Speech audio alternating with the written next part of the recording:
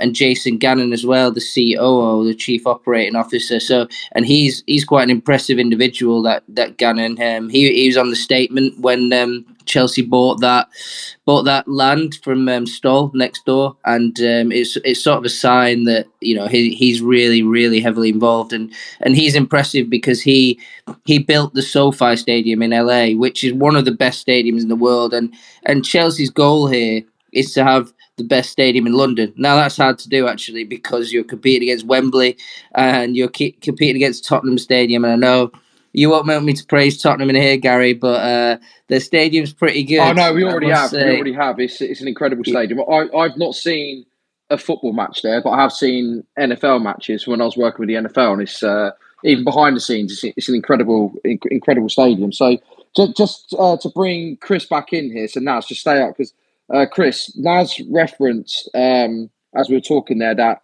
task force.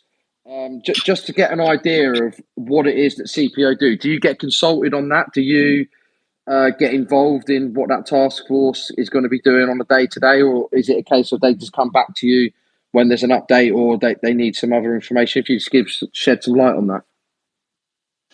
Yeah, I think as I mentioned at the start, that the club has a lease from us, and then they can do what they want, but they can build whatever they want on the land, and we are the landlord of the pitch. The rest of it is down to them. So whatever they want to do is sort of up to them. There are certain elements within a finalised plan, as there was with the Abramovich plan, where CPO has to be involved as the leaseholder, the owner of the land, if you like. So certain technical bits with local authorities and stuff like that needs to be signed off by us. But again, we worked in full cooperation with the club at the time, and we would do so again with these guys, assuming that all the shareholders had bought into the plan in the first place and were behind it. And with the purchase of the Stoll mansions there, how does CPO view that? Do you see that as a positive? And just before we do just go into it, just wanted to say about the great Stamford Bridge sleep out, because I'm not sure if you're involved in that, Chris, but I know Mark Meehan's in, and Mark I think they raised £25,000 this year as a donation towards Stoll, which they've been doing for a few years. So there is that connection from the club to that building anyway, isn't there? Yes, there is, very much so, and we were consulted by the Stoll residents who were looking to get their sort of side of the story over, and we sent messages of support to at the time. The technical nuts and bolts of that deal was purely between the club and Stoll, and we were not involved in that and have no say in how that works at all. But obviously, like everybody else, we were hoping that there would be a suitable solution that would allow all the residents to be rehoused, and everybody would go away happy with that. So we're pleased that a conclusion appears to be reached on that. I'll just bring Naz back in now as well. And Naz, about the Stoll deal, did these kind of deals start really pointing the finger at the fact that the owners are doing everything in their power to stay at Stamford Bridge? And how do you feel about this? Yeah, good question, Gary. Sorry, Kerry. I think it's something that would give them a better chance of staying in a way. I think because obviously it gives you a bigger footprint, and that's the idea. I think that the way Chelsea viewed it when they initially bid was, this is an opportunity we must take. It doesn't matter how or what the plan ends up being. It was more of a case of just like, we have to take this chance. Like this building is available for sale, and we know we're trying to rebuild the stadium. So it was almost consequential. It was unusual, and it was kind of good timing. And they've been sort of opportunistic and got the deal done. They've had to outbid 13 other companies that tried to buy it. There's a lot of companies that want that land to turn it into flats and things like that. But I was speaking a lot to Stoll about this deal. And they're really pleased with selling it to Chelsea for a number of reasons. One, I think that they got a good price from Chelsea, but I think they could have got a good price somewhere else anyway. But they also have that, and you mentioned Mark Meehan and the Stamford Bridge sleep out, Gary, earlier as well. And I think they have that ongoing relationship with Chelsea. They want to work with them. So having that deal, that historic connection between the the two organisations. They want that to continue, so that was good. And Chelsea also were really, and I think this is probably where Chelsea's owners and the people at Chelsea come out really well, was that they really did care about what happened to the sort of veterans, the army veterans there, and they sort of, given them time, which was one of the things that that's really gone well. So Chelsea can't get hold of the site until 2027. So they're giving all these, and a lot of them are vulnerable people, old people, and they've seen a lot and done difficult things for their country. So these people, they're giving them time to move at their own pace, giving them several years. It's not that part of it's not ideal for Chelsea, but it's the right thing to do, and I think that Stoll really appreciated that. So that's like an untold story in there that Chelsea have sort of stepped up and done the right thing. So I think Chelsea fans and people involved in Chelsea should be proud of that fact. And Stoll certainly feel really happy, and they're going to keep an ongoing connection. And I know that several directors as well were down there actually speaking to people, speaking to these veterans, people like Danny Finkelstein and Jonathan Goldstein. They were two of the people, and Jason Gannon as well. They were all speaking to these guys. So that's a big positive. I have written critical things of Chelsea, but I think this one's quite a positive story. But that was a massive tangent. Sorry, Kerry. To go back to your initial question, it could be it's good for expanding the site and redeveloping the stadium, not moving away from Stamford Bridge. Yes, but I also think if you knock down Stamford Bridge and that space and then sold it as flats, right, it would fund the purchase of a new site. So it's. So what do you think, Naz? What do you think? Look, you're not a fan. You don't have any skin in the game, as it were, in the way that Chris has with CPO and a lot of people listening here. As someone who's an observer here, and you're reporting on PSR a lot at the moment, you're well au fait with the the financial regulations in football and the limitations. What do you think Chelsea should do? Do you think they should move, or do you think they should redevelop? I think everyone in football knows that Stamford Bridge isn't a competitive stadium to sort of be at the top level now. And you're looking at Spurs, and they've overtaken Chelsea on revenues. And in the Deloitte Money League, Spurs are above Chelsea. That's something that didn't happen for a while. And now Spurs have positioned themselves as a business. I'm not talking a football team, business in a better place. So Chelsea need to do whatever they can to get to that stage.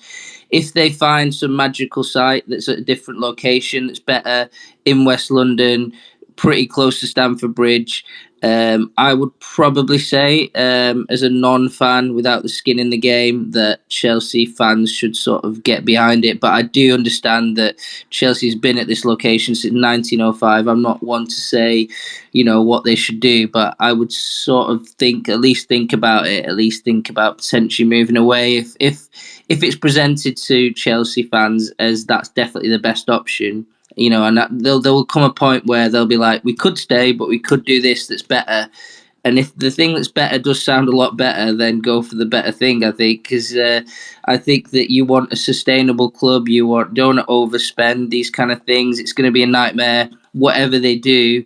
So I'd say that would be the way I'd view it. But who am I to say if there's a season ticket holder who's gone since he was 6 years old, and wants to stay at Stamford Bridge, what to do? So it's just important to get your perspective, because obviously you can see it from a modern perspective, and obviously someone from the outside looking in, within the media and understanding what. Because look, really, and I'm just playing devil's advocate here.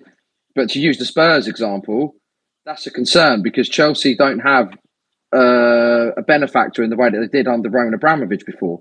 So I think it is a real concern, right? That they can't. Not to say Chelsea bought their way out of problems in the past, but there's a whole different structure at Chelsea now. It's it's businessmen owning the club that have themselves got deep pockets, but they don't have deep pockets to the extent that Mr. Abramovich did, or they don't have the same appetite because they're in Chelsea for very different reasons. So there's something that needs to give. Chris, what do you think that the Earls Court site that gets mentioned a lot, and I know people are saying that, and Naz said earlier that Chelsea they're not in on that, and they've been they get briefed that by the Earls Court Development Fund or whatever the correct name of it is that Chelsea aren't one of the people looking to go there. But if Chelsea did go to Earls Court, do you think that's a travesty? Do you think that's the end of the world? Because obviously it's a short walk through West Brompton Cemetery to get there. It's at the terminus of Earls Court Station, where a lot of people have to pass through anyway. Again, it's the whole thing means so much to so many different people, doesn't it? It's different things. It's for me, it's a no-brainer. I'm a Stamford Bridge man and boy, all that sort of stuff. The thing about the whole thing is the CPO is that it needs 20 or 14,000 shareholders who have a chance to say what they think, and for me to say what I think is almost irrelevant, because I'm just one shareholder out of all those people. And would you say, Chris, that there is a real difference in approach from owners of the past to owners now, especially under Mr. Abramovich, which was, let's not mess around here, somebody who was happy to put money in, was happy to invest, happy to make the club as he wanted it to be. And with business people involved now more, yes, of course, they want to make the club bigger and better. But at the same time, also, there probably has to be an end game for businessmen to buy a club. Have you had that sort of thinking going on in the CPO as to what could be the end game from the new owners compared to the previous? I think it was fairly clear from the start that when the Clear Lake and the whole consortium came in, that it was based on investors, it's funds, and normally in that situation, people come in to buy something with a view to make a profit out of it and it within a time frame, 5 years, 10 years, whatever. And I think that's the difference between this group of owners and the previous owner, who had no one else to report to. He didn't have shareholders to keep satisfied. He didn't have investors to keep showing results to. It was basically his own project. And if he had to stick another million in once a month to keep things going, he was happy to do that. And there was nobody to say, you can't do that anymore. Now, I think the difference now is that with this team and with so many people involved and money coming in from various places, there has to be a result, there has to be a reporting structure, and people will have to sign off and say, yes, you can do that, or no, you can't. And that's going to be the biggest difference going forward, in my view. And do you think this is also why, in the greater scheme of things, they're moving very quickly on an awful lot of fronts? Has it surprised you the sort of speed with which they've managed to, well, A, spend money on players, B, change a lot of the infrastructure of the club quite rapidly, and C, have also been taking on buying properties near the ground? And this is a real effort to, because of course, if they want to sell it along to someone else, they need to make the club bigger and better. And that means that they can't afford Chelsea to become a mid table side. They don't want that. The fans don't want that. But they are trying to move rapidly. And do you think that might be just too quick? I think there's the project which they're involved with now. There are so many moving parts, and we talked about Stoll. We've talked, just mentioned then other properties in the area and stuff like that, and that may or may not be what's going on. I don't know, but I think until they actually know what it is they've got to work with, it's very hard for them to say, yes, here's our plan. And I think that's the reason why this particular project, the redevelopment, has taken a long time. The fact they went through it all for best part of a year or so with Goldstein and his team. And now they've almost gone back to square one with the arrival of Jason Gavin and his team, and really they've just, as I said, and they are reassessing all the data, all the opinions which they've been gathering for that previous 12 months, and going through the whole process again. But as I say, I think they know exactly what it is they've got to work in terms of acreage, square footage, call it what they like. Until they actually know what they've got, it's very hard for them to say, here's our plan.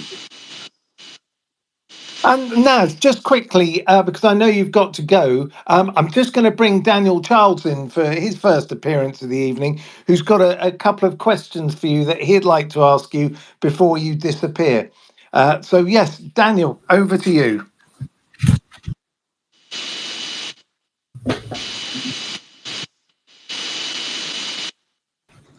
Hello, are you there, Daniel? Dan? Oh. Okay, well, I will ask Naz the question. So, Naz, sorry about that. How long do you think the rebuild's going to take? And when's the earliest do you think they can start it? Yeah, well, I think the timeline, as I understand it from a while back, was the next stage is like presenting some designs, making sure the stakeholders are happy, deciding on the design, and then you have to go to the council, right? You have to. Roman Abramovich did this, so from the last time Chelsea tried to build the stadium, you can kind of get a picture. If anyone can remember that far back, he got the council's approval. That took a little while. It takes 12 to 18 months. Then you have to knock down the stadium, maybe. You have to find a replacement place to move to for the interim period. So places that have been, sort of speculated as being the locations, but I think there have been contacts is Wembley, Twickenham, Craven Cottage, maybe London Stadium. So it's quite pretty much the whole of London, really. We're talking about, except for the Emirates and the Tottenham Stadium there. So yeah, every single option is flawed in some way. In those ways. So yeah, we're going from it's about a year from now to probably decide the design. If you're thinking that would be good timing, I think. Chris sort of set the scene with what needs to be done, and if they did it within a year, I'd be happy enough with that. And then a year to 18 months on top of that for the planning permission. Then 5 years to build it, but that's quite optimistic, I think, especially in a redevelopment when you've got to get lorries in and out of Stamford Bridge, carrying all the debris. You're going to knock down this huge structure and build an even bigger one. So just imagine the amount of lorries that are going to have to drive through the King's Road, through that sort of area. So yeah, we're talking 5 years there, and then 2030 was presented to me as an aim but for the club, but my personal opinion is they might struggle with 2030, so that'll be the timeline. Okay, well, look, let me just bring in Louis Beneventi because he's got a question for you. Louis, over to you. The floor is yours. Sounds like a very expensive conservatory, I will say that. But I think with all of that, I mean, Naz, what's the general costs that they'd be looking at roughly? And no one really knows yet, but and hi Louis, by the way. No one really knows yet, but I think like a few figures have been bandied around, like 1 to 2 billion. That could be a working figure for now, but it's really hard to tell, and these things always go over budget, really, don't they? So yeah, for now, let's say 1 to 2 billion. If I was forced to write that in my report, that's what I'd be putting in it. With that 1 to 2 billion as well, I guess what they'd be looking at with it as well is, Stamford Bridge, as you said, right now they're struggling in terms of earning money and revenue from the match days as the stadium is smaller. Would this be something they'd be looking at, do you think, to maybe sell for more profit when they rebuild it? Yeah, I think that they want the value of the club to go up, of course. That's normal, right? You invest so much money in something, you pumping money in transfers, you're pumping money into stadium, and I think there are also plans to develop Cobham, and that's actually moving ahead. So you're going to improve the training ground as well at Chelsea. So it's not just those buildings, and there's also talk about the women's stadium as well, a little bit. Certainly, some women's fans are pushing for that. So yeah, it's happening at all levels of the club. So they want this to be worth a lot more, the whole club, and building a new stadium. I mean, that's the worst thing about Chelsea. When investors came in, the worst thing about Chelsea was the stadium, because they knew that it wasn't competitive. They knew there was several London teams with a better stadium and several teams around Europe with way better stadiums as well. So Chelsea are world class in many ways, but the stadium is probably decent, I'd say, but not world class. Excellent. Well, I think that's you probably are out of the room, aren't you now, Naz? I believe you've got to go off and do things. So we should just carry on a little bit with Chris. So just quickly, Naz, thanks for that, because I know you're on a deadline, and just so everyone knows, Naz has also contracted a cold, yet like a trooper, he came on and spoke to us. So we do appreciate your time, Naz. I caught it from Cole Palmer. It's too close to him. Kerry, you missed it. I set it up for you, Kerry, and you still didn't do it. God, I'm so sorry. Oh, I'm really disappointed in you, Kerry. I did expect better. Come on, man, keep up. Me too. I hang my head in shame. But thanks for your time, Naz. No worries. Yeah, thank you, Naz. I'm glad I cut Kerry out of that joke. So Chris, to bring you back up, Chris, be mindful of your time as well. So we'll let you go very shortly. Just in terms of what's going on around the stadium, I know you said that the dialogue with the current owners is a good one, and there is negativity around the club for what's going on the pitch, but there does seem to be good things happening away from it that we don't necessarily see. And with the purchase of the Stoll Mansions, etc., are you infused and feeling positive for the future of Chelsea Football Club based on what you know that's going on around the stadium? Short answer is yes, absolutely. The caveat to that is that after almost 2 years of talking about what's going to happen and how to redevelop, and the pendulum is swinging more towards definitely redeveloping rather than moving as we see it at the moment. In spite of that, we've still to be presented with any sort of firm view or proposal about what's going to happen, when it's going to happen, all that sort of stuff. As I said a few minutes ago, they're asked with a lot of moving parts, which we understand. But we're anxious, and we're getting calls and emails every day from shareholders saying, "What's going on? What's going on? You must know what's going on." We don't know what's going on. That's the short answer. But all we can do at the moment is to encourage everybody that wants to have a say in what happens next to buy shares. You can buy shares on our page on the Chelsea website, and you can get involved for just over £100. And then when the time does come, you will then get a say in what happens next. And I can't emphasise enough how important that is, because we read all the social media stuff and the comments and the opinions. A lot of the people that are placing those opinions maybe don't have any skin in that particular game. So I'd encourage them, if they want to make their point known, buy a share, then you can have a say. And also, Chris, just on that as well, in terms of buying the share and what it gets. When CPO was formed, there was a loan from the club to CPO, which is there's money outstanding on that, right? Which you use the share money to help pay off. But you also host events like the CPO annual luncheon, etc. Yeah, that's right. As I say, every share that gets sold, 85% of that sale goes towards paying off the loan. And the original loan, I think, it was going to be a little bit less, but then Glenn Hoddle wanted a bigger pitch in 1993, whatever, and so we ended up with a slightly bigger pitch than we wanted. So the actual cost of that pitch went to over 10 million. So the loan was based around that. We've paid off over 2 million of that so far. So we're on track, certainly bearing in mind we've still got 172 years or whatever to pay it off. But we do rely not just on selling shares to help pay off that loan, but to cover our running costs as well. Because just to administer the shares and keep up to date with Companies House and do all the regulatory things that we need to do, we do need a bit of help to do that. So we do have running costs that we need to cover.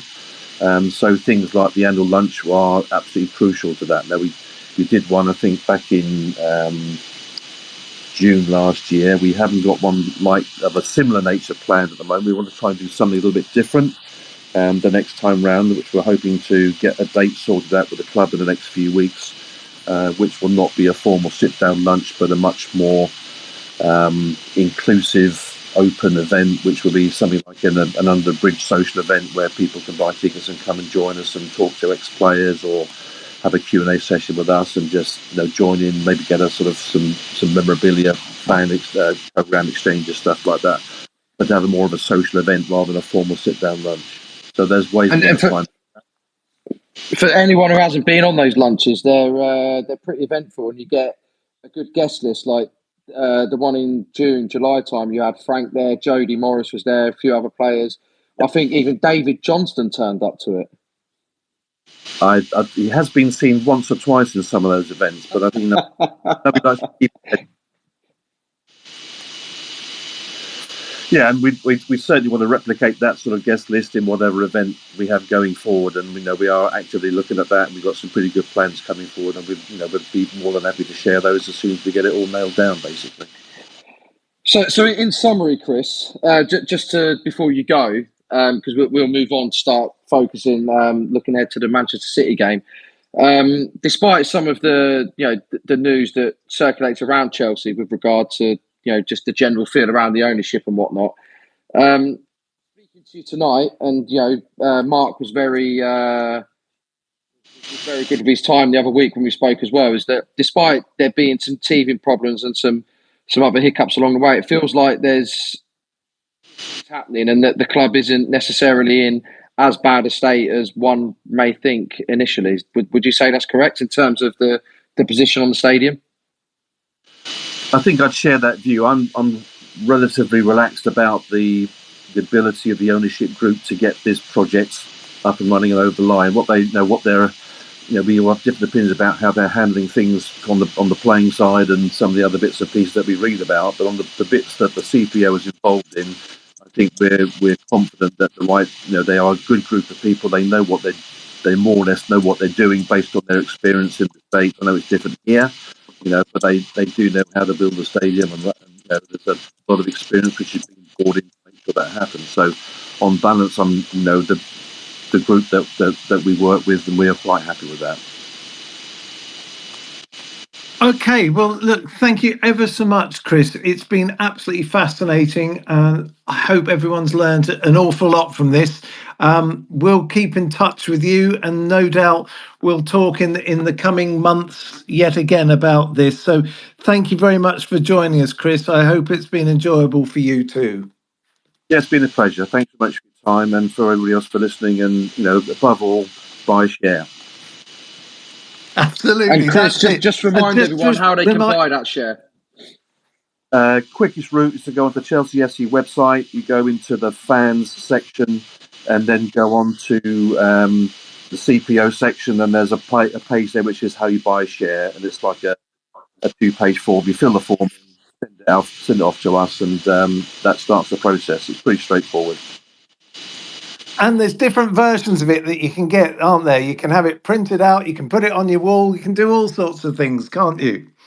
Yeah, you can have a basic electronic share where we just send you a PDF and you print it out yourself, or we can send you one in a frame.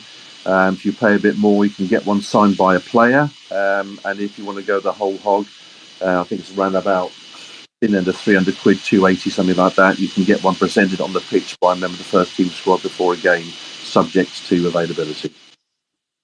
There you go. Your options are open. Well, thank you ever so much, Chris. It's been an absolute pleasure, and we'll speak again soon. Yeah, thanks. Right. Guys. Perfect. Okay. Right, we've heard from Matt Law. Sadly, he's still stuck in the game, which is in penalties at the moment, but he is going to come on another time with us. So we will save Matt Law till the next time. That's life. Right, now we're going to move on to the overview of the City game coming up. But first, I should just let you know that the Chelsea Town Hall is brought to you by the Chelsea Sideline Club, a new ad-free, subscription-based community that brings top journalists, former players and die-hard fans together to share their unique perspectives on Chelsea's storied past, present and future. Become a member at chelseasideline.club and go behind the scenes of Chelsea like never before, with hundreds of podcasts, videos, articles and events.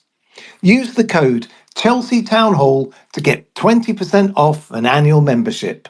Okay, so I am going to be joined right now by Daniel Childs, well known for Son of Chelsea, another podcast on the Sideline platform, Cam Roder from the Sideline, and Louis Beneventi as well. And good evening, gentlemen. We are now going to talk about the City game.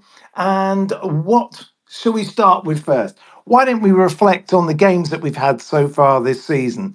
Daniel, I hope your mic is working now. Would you like to kick us off on your reflection on Chelsea and Man City this season? Good evening, Kerry. Good evening, everyone. Hopefully everyone can hear me now. It's I think it's an interesting occasion once again, because I think Chelsea and Man City this season have produced games that have been very entertaining, and Chelsea, weirdly, despite their frailties against different levels of opposition, have shown their capability to hurt Man City. And I think the first game was obviously very chaotic, very up and down, and ended with that incredible Cole Palmer penalty.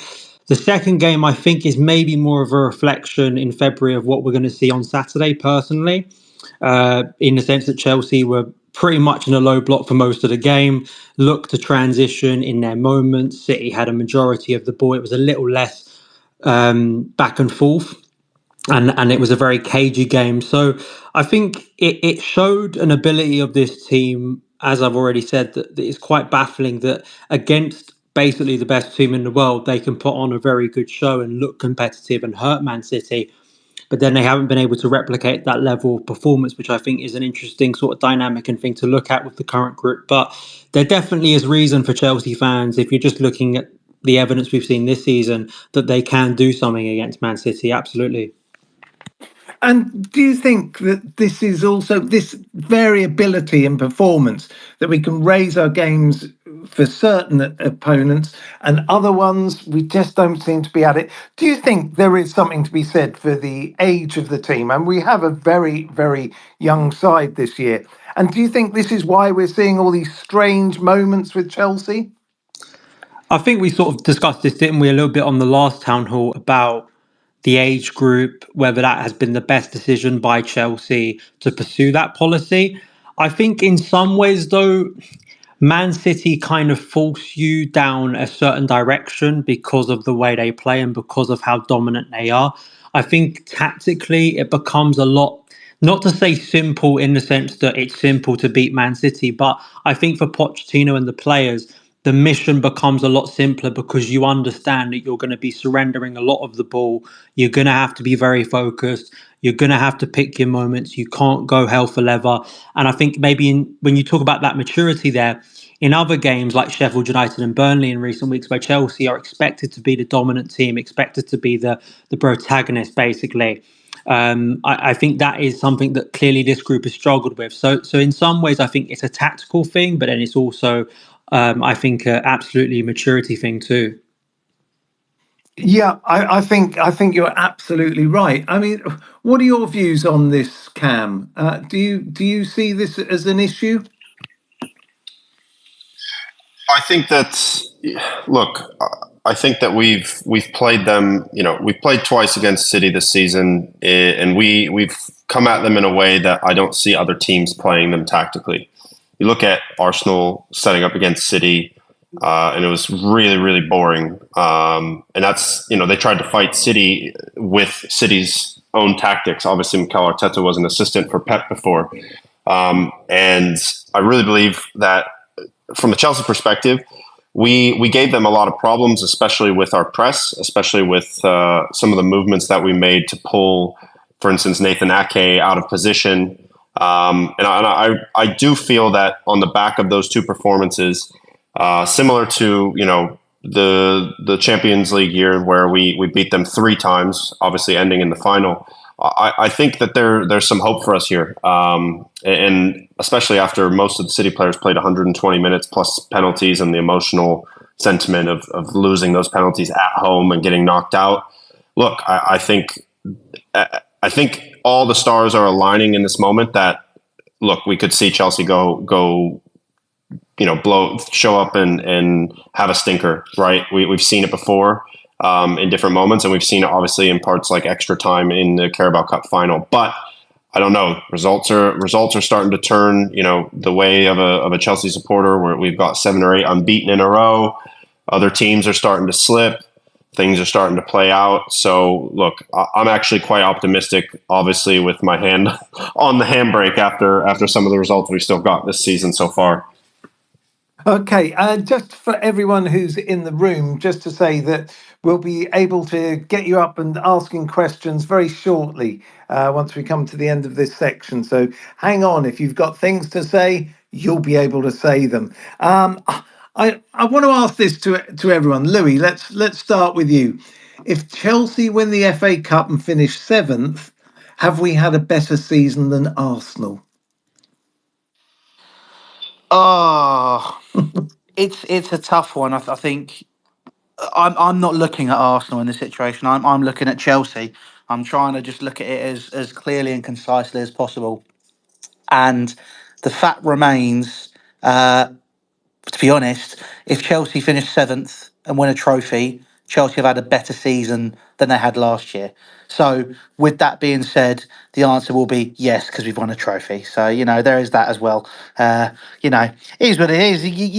It's always going to be better than Arsenal. Winning trophies is what we do. And same question to you, Daniel. What are your thoughts on that one? I think yes, based on the context of Chelsea over the past 18 months, because you think about what the club's gone through. I think the first trophy under this new ownership, I think, will mean a lot. It'll be a very powerful moment. I mean, you do have to reflect that Arsenal, from a Premier League point of view and Champions League point of view, of course, being in that competition, Chelsea not being in that competition for 2 seasons in a row, it looks like now, even if Chelsea get some form of European football, it's not going to be Champions League. I mean, that in itself is an issue. So, absolutely, Chelsea fans will take great pleasure, as they rightly did last night, based on that result in Munich, thanks to Thomas Tuchel. But it's Chelsea obviously would like to be in the position of Arsenal, just from like a Premier League point of view, of being able to compete with the biggest teams in this league again. But absolutely, winning a trophy 7th, at the very least, we can all say, as Louis alluded to there, will be achieving the objective of the season, which is to get European football. Okay, and Cam, it would be so unjust if I didn't ask you exactly the same question as well. So, I think personally, I look at this a little bit differently because I've sat back. I'm not a super reactionary supporter, and the toxicity sometimes on Chelsea Twitter is just too much to bear. I think this is the problem that we have in the modern era, where everybody has an opinion right away, and none of us sit and think on those opinions, right? And so you'd look and you'd say, "Wow, Chelsea have had a really bad season. Everybody's up in arms. Everybody's upset."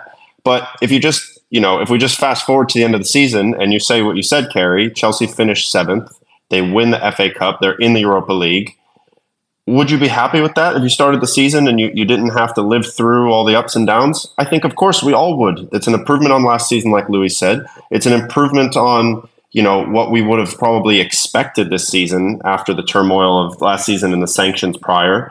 So, and again, if Arsenal are finishing the season with another disappointment, another title race squandered, if they do that, and obviously getting knocked out of the Champions League, I think absolutely it's a better season than them. And at the end of the day, it all comes down to, how do you feel at the end of the season? What do you get to go into in the summer saying to your mates that support other clubs? And the reality is, we would be feeling pretty good about winning the FA Cup and finishing 7th with essentially a team of kids.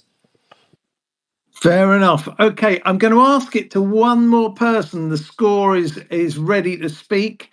If you can give me a succinct answer, what are your views on this? If Chelsea win the FA Cup and finish 7th, have we had a better season than Arsenal? Well, my expectation at the start of the season was 6th or 7th and have a good cup run. So we certainly met our expectations. If we've won the FA Cup and finished 7th, that's, for where we are as a club and where we were last year, as others have said, that's progress. And I think, like others have said, Arsenal, obviously we'd love to be where Arsenal are in the league and be playing Champions League football. But yeah, I mean, like everyone else has said, you go into the summer and you can say that your team won the FA Cup and Arsenal haven't won anything. So yeah, I think so. I think excellent. Excellent. I'm just going to ask one last version of that to Louis.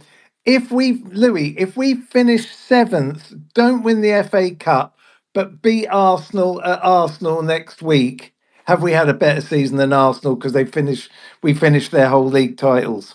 Chance. That's very difficult, because it would be incredibly tasty to completely derail Arsenal's title hopes completely. Look, like I said, I'm going to look at this from the perspective of I just want to make sure that we're in a better position every single year. And for me, look, as long as Chelsea do the business and we've continued and we get better, we've had a better season. That's all that matters to me. If we derail Arsenal, it's just a nice little cherry on top of what could be, I guess, a more successful cake. Excellent. Okay, well, look, this is the end of the town hall now. So we thank you for joining us this evening and listening to our guests, Chris Izzett from the Chelsea Pitch Owners, Nearly Matt Law from the Telegraph, and Nizar Kinsella from the Evening Standard. For more from the Chelsea Sideline Club, head to chelseasideline.club, where you can get our latest podcast, videos, and features surrounding the Blues. There will be a town hall extra now, so if you want to come up onto the panel or just listen, stay in the room as Louis and the team will be taking over from here. So here's where I exit and hand over to Louis and the team to start a wider discussion. Over to you, Louis. Thank you very much, Kerry Levy. Guys, if you want to see more stuff from Kerry, obviously, as well, make sure you do check out the blueprint on the Chelsea Sideline Club. However, it's not time for that now. It is time for the Town Hall Extra. And this is your opportunity for every time you've wanted to speak throughout that show to do so. So, obviously, in the previous show, we didn't get up as many speakers as we'd have liked to. So, this is what we're going to be doing for the next hour. We're going to be taking every single one of your calls. So, please do make sure you come and get involved. It's be myself, it's going to be Dan, it's going to be Cam. And I think, Score, are you sticking around? Yes, I am. Absolutely. I'm here. Well, there we go. Fantastic. Well, ladies and gentlemen, let's get straight into it. Gentlemen, is there anything that we want to talk about while we wait for people to come through?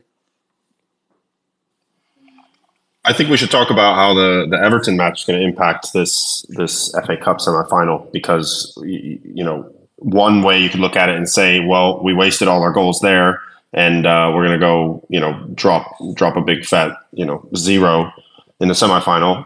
Others could say no, on with it. We have the momentum. So I'm curious what you guys think, Louis and Dan. Go on, Dan. I don't know about that. I mean, I think that I was kind of walking into Monday's game feeling that actually, as silly as this sounds, I didn't think it was going to affect the approach that much to Saturday because of what I said earlier, because it is Man City, because you have to appreciate it's going to be a very different game, one of the most unique games you play in a season, and the approach has to be slightly different. You can't be as open, you can't take as many liberties defensively, and of course in attack as well. So I think the best thing about Monday was it was so cohesive and confident, and the fact that the team got their first clean sheet since January. I mean, these are all kind of like psychological, intangible, confidence things that we won't know the effect of them till Saturday. But I kind of wouldn't look at Monday and think, oh, it's really bad that Chelsea are scoring a lot of goals.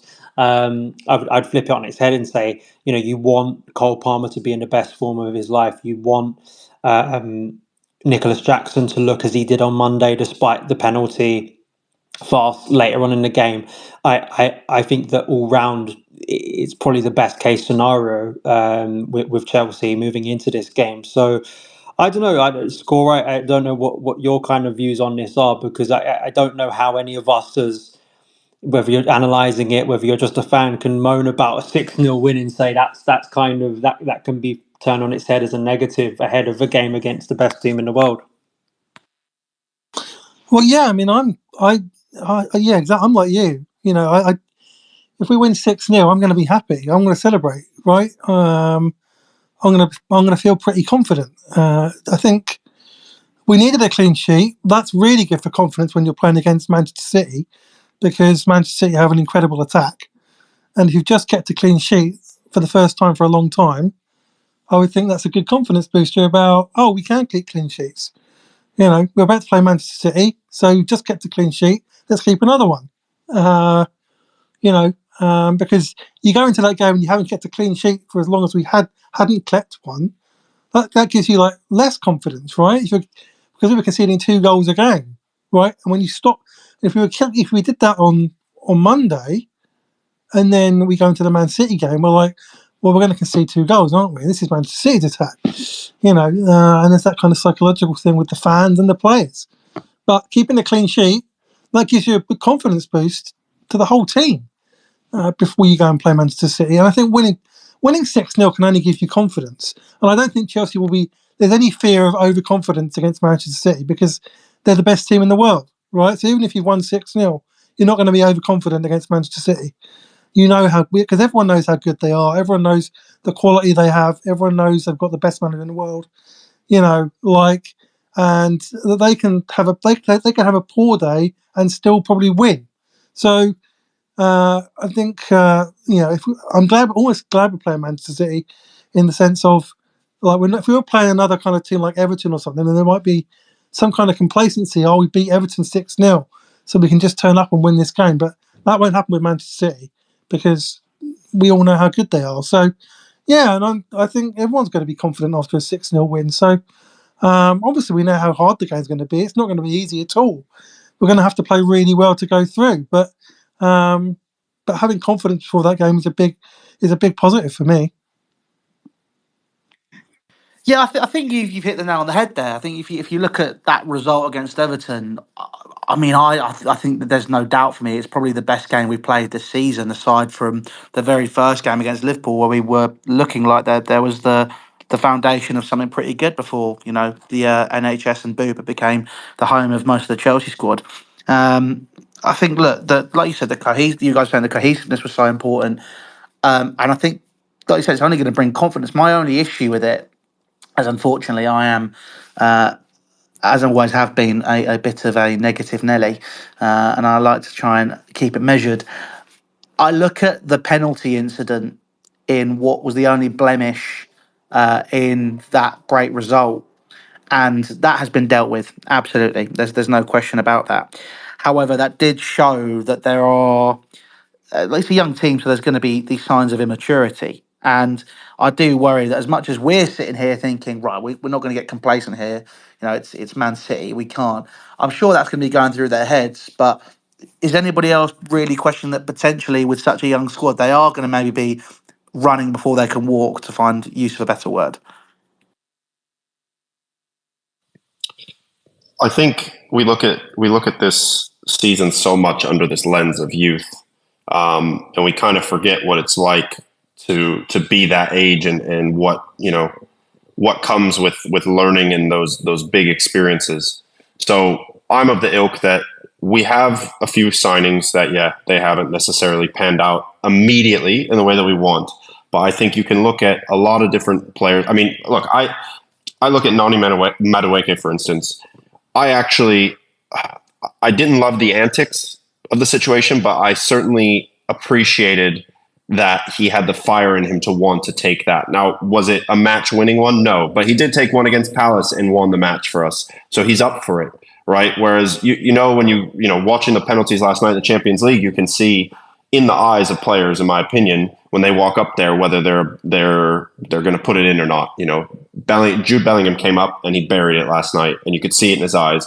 And you want players like that. So I'm of the ilk, Louis, to not be such a negative Nancy and say, hey, I'm willing to accept that these kids are going to make kid-like mistakes. There's maybe a lack of a experienced spine in our team, and I get that, and I wish it would was different, but it's not. So in that doesn't mean they can't learn still. They're just going to learn at a different pace, but they also are going to learn with the most pressure on them. And for players like Noni Madueke, Cole Palmer, Enzo Fernandez, they have it in their locker to take any failure and turn it around into a positive and use it as fuel. So that's my take. What about you, Dan?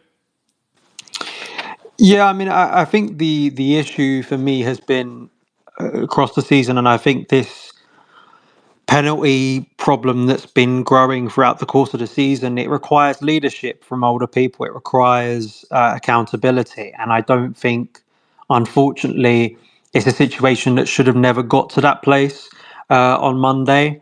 And I think I give some praise to Pochettino that he was so strong on it after, because that's, I think, what some supporters have been calling for him to be a little bit more in public. I always say that I think that if you work in the media, if you work in circles where maybe you have an inside track and you know some stuff about the club that the average fan doesn't, well, to most fans, they can only ever judge what they watch on the pitch with their own eyes and what they hear and see from the head coach pre and post game.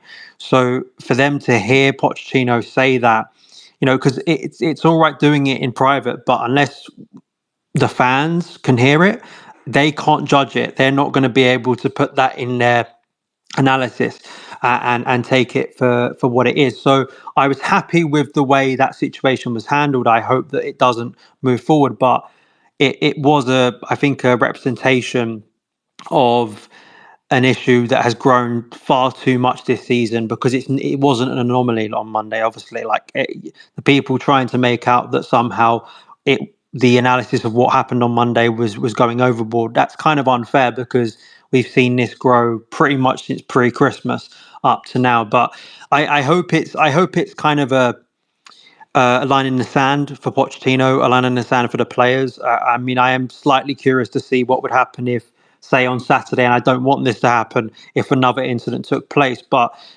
as you say, Cam, and Louis as well, like, we've got a young group here, and they're going to make mistakes. That's for you. You have to understand that. You have to appreciate that's basically a guarantee. I think my query has always been, as I said on the previous town hall, is who are the leaders, who are the older heads within this group to guide those players in those moments. And I think that remains an issue, unfortunately. It does.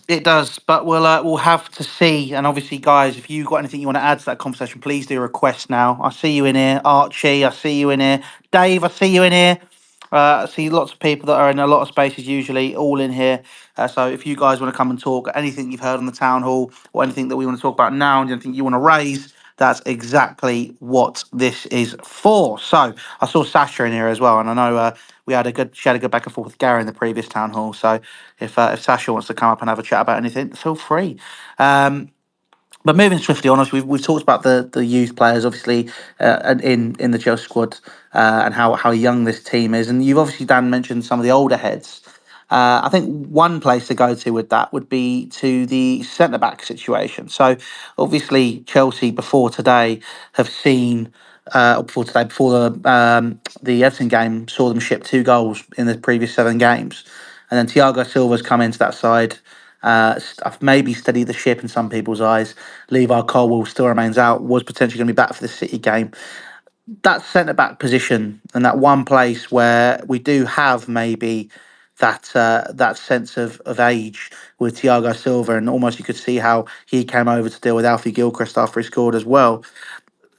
Does Thiago Silva stay in the side, or is it something worth considering that maybe you change it, bring in a bit of pace, maybe somebody might be a bit more mobile against some of the best players that are in attack positions in the world?